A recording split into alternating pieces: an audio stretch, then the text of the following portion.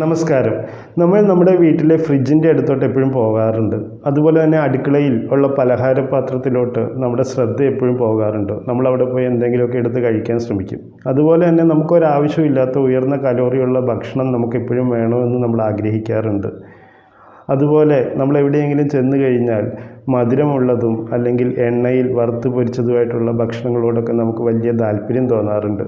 അതിനുള്ള കാരണം എന്തായിരിക്കും? നമുക്ക് ആ വിഷയത്തെ ഒന്ന് വിശദമായി പരിശോധിച്ച് നോക്കാം.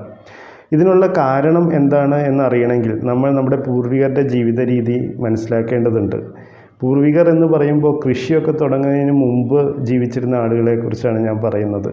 അതായത് മനുഷ്യൻ കൃഷി തുടങ്ങിയിട്ട് ഒരുപാട് സമയങ്ങളൊന്നും ആയിട്ടില്ല. കൃഷി തുടങ്ങുന്നതിനെ കഴിഞ്ഞ് മുമ്പ് അനേകം വർഷങ്ങൾ നമ്മുടെ പൂർവികർ ജീവിച്ചിരുന്നത് വനത്തിലൂടെ ഭക്ഷണം തേടി അലയുകയായിരുന്നു. അതുപോലെ തന്നെ മൃഗങ്ങളെ വേട്ടയാടിയും പല കിഴങ്ങുവർഗ്ഗങ്ങളും മറ്റ് സാധനങ്ങളൊക്കെ ശേഖരിച്ചൊക്കെയായിരുന്നു അവർ ജീവിച്ചിരുന്നത്. അപ്പോൾ നമ്മുടെ ജീൻ ഇപ്പോഴും ആ ഒരു രീതിയിൽ തന്നെയാണ്. അതായത് കൃഷി തുടങ്ങി പിന്നീട് നമ്മൾ വന്നൊരു ജീവിത രീതിക്ക് നമ്മുടെ ജീനുകളെ മാറ്റാനുള്ള സമയമൊന്നും കിട്ടിയിട്ടില്ല. അത് വളരെ പെട്ടെന്നുള്ള മാറ്റങ്ങളായിരുന്നു. അപ്പോൾ നമ്മുടെ എല്ലാവരുടെയും മനസ്സിൻ്റെ ഉള്ളിലുള്ളത് ഇപ്പോഴും നമ്മുടെ പൂർവികരുടെ സ്വഭാവ രീതികളും ജീനുകളൊക്കെ തന്നെയാണ്. അതുകൊണ്ടാണ് നമ്മൾ ഇന്ന് പല പ്രശ്നങ്ങളും അനുഭവിക്കുന്നത്. അതായത് നമുക്കിന്ന് കൂടുതൽ സുഖസൗകര്യങ്ങളുണ്ട്, അതുപോലെ തന്നെ നമ്മുടെ ജീവിത ദൈർഘ്യം കൂടുതലാണ്. പക്ഷേ കൂടുതൽ ആളുകളും ദുഃഖിതരാണ്. അതുപോലെ തന്നെ വളരെ പ്രഷറിലാണ് ജീവിക്കുന്നത്, ഒരുപാട് സമയം ജോലി ചെയ്തൊക്കെ. അപ്പം നമുക്കെപ്പോഴും ഒരു സന്തോഷം കിട്ടുന്നില്ല. അതിനുള്ളൊരു കാരണം എന്താണ്? ലക്ഷക്കണക്കിന് വർഷങ്ങളോളം നമ്മുടെ പൂർവികർ വനത്തിലൂടെ അലഞ്ഞു തിരിഞ്ഞാണ് ജീവിച്ചിരുന്നത്. വനത്തിലൂടെയും സവാനകളിലൂടെയും മരുഭൂമികളിലൂടെയും അങ്ങനെ പല ഭൂപ്രദേശങ്ങളിലൂടെയൊക്കെ നടന്ന് അവിടെയുള്ള ഭക്ഷണങ്ങളൊക്കെ കണ്ടെത്തി അങ്ങനെയൊക്കെയാണ് അതിജീവിച്ച് പോകുന്നത്. അപ്പോൾ അവരുടെ ഒരു ജീവിതശൈലിയല്ല നമുക്ക് ഇന്നുള്ളത്. അപ്പോൾ നമ്മുടെ പല പ്രശ്നങ്ങൾക്കുള്ള കാരണം അവിടെയാണ്. അതായത് നിങ്ങളൊന്ന് ആലോചിച്ച് നോക്കുക, അന്ന് ആ കാട്ടിലൂടെ നടക്കുന്ന ഒരു മനുഷ്യന് നല്ലൊരു ഭക്ഷണം കിട്ടാനുള്ള സാധ്യത എന്തായിരിക്കും? വളരെ വിരളമായ ഭക്ഷണങ്ങളെ കിട്ടുള്ളൂ. മധുരമുള്ളൊരു ഭക്ഷണം കഴിക്കണമെന്ന് ആഗ്രഹമുണ്ടെങ്കിൽ അവർക്ക് ആകെയുള്ളൊരു മാർഗം എന്ന് പറഞ്ഞാൽ മരങ്ങളിലുണ്ടാകുന്ന പഴവർഗ്ഗങ്ങൾ മാത്രമാണ്.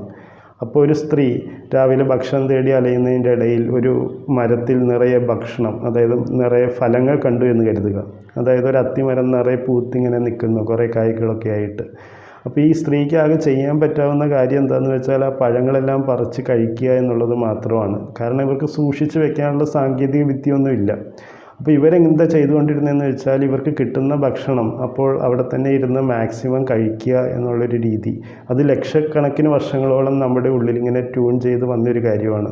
അതാണ് നമുക്ക് മധുരമുള്ളതും ഇഷ്ടപ്പെട്ടതുമായ ഭക്ഷണങ്ങൾ കാണുമ്പോൾ നമ്മൾ ഒറ്റയിരിപ്പിൽ തന്നെ ഇരുന്ന് കൂടുതൽ കഴിക്കാനായിട്ട് ആഗ്രഹം പ്രകടിപ്പിക്കുന്നത്. നമ്മുടെ ജീൻ ഇപ്പോഴും കരുതുന്നത് 30,000 വർഷങ്ങൾക്ക് മുമ്പ് വനത്തിലൂടെയും സവാനകളിലൂടെയും ഭക്ഷണം തേടി അലഞ്ഞ ആളുകളാണ് നമ്മൾ എന്ന് തന്നെയാണ്. അതുകൊണ്ടാണ് ഇതുപോലുള്ള മധുരപലഹാരങ്ങളും മറ്റു കാര്യങ്ങളും കാണുമ്പോൾ നമുക്കൊരുപാട് ആഗ്രഹം തോന്നുന്നത്. പിന്നെ ഈ ഭക്ഷണം തേടി അലഞ്ഞ് നടക്കുന്ന രീതി എന്ന് പറഞ്ഞാൽ അത്ര എളുപ്പമുള്ള കാര്യമൊന്നും ആയിരുന്നില്ല. അപ്പോൾ അതിന് മനുഷ്യനെ ഏറ്റവും കൂടുതൽ സഹായിച്ചൊരു ജീവി ഏതാണ് എന്ന് ചോദിച്ചാൽ അത് നമ്മുടെ വീട്ടിലൊക്കെ ഉള്ള നായ്ക്കളായിരുന്നു. അതായത് മനുഷ്യൻ ഏറ്റവും ആദ്യമായി ഇണക്കി വളർത്തിയ ഒരു മൃഗം എന്ന് പറയുന്ന നായകളാണ്. നായകൾ നമ്മുടെ കൂടെ തന്നെ ഉണ്ടായിരുന്നു. അവർ നമ്മളെ പല കാര്യങ്ങൾക്ക് സഹായിച്ചു. അതായത് അവർക്ക് മണം പിടിക്കാനുള്ള കഴിവുണ്ട്. അപ്പോൾ മൃഗങ്ങളെ വരുന്നുണ്ടോ, ശത്രുക്കൾ വരുന്നുണ്ടോ എന്നൊക്കെ അറിയാനായിട്ട് ഇവർ നമ്മളെ സഹായിച്ചു.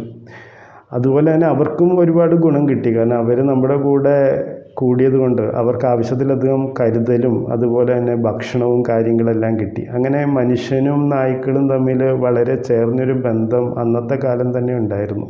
മറ്റു മൃഗങ്ങളുമായിട്ടുള്ള അടുപ്പമൊക്കെ മനുഷ്യന് വരുന്നത് കൃഷി തുടങ്ങിയതിന് ശേഷമാണ് മറ്റു മൃഗങ്ങളുടെ ആവശ്യം ഉണ്ടായിരുന്നുള്ളൂ. അപ്പോൾ അതിനു മുമ്പ് മനുഷ്യൻ്റെ കൂടെ ഉണ്ടായിരുന്ന ഏക ഒരു ജീവി എന്ന് പറഞ്ഞാൽ നായയാണ്.